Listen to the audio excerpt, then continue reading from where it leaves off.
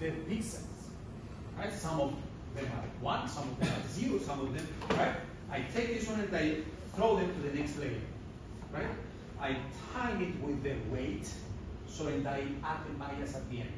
It's a calculation, right? So then this gives values to the next one that I add weights again, the values and all the stuff.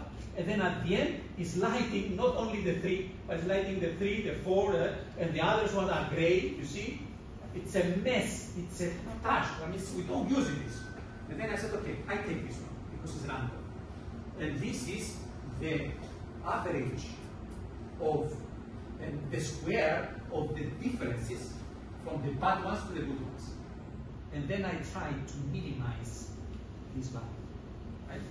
How? There is a huge calculation that you go back and you do it in 30 minutes, and then you put the right values to recognize the 3 with 98% accuracy.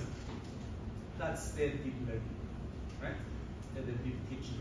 Just this mathematical formulas that the computer is going back and is finding by itself the values, the right values. Do you understand why the magic now disappears?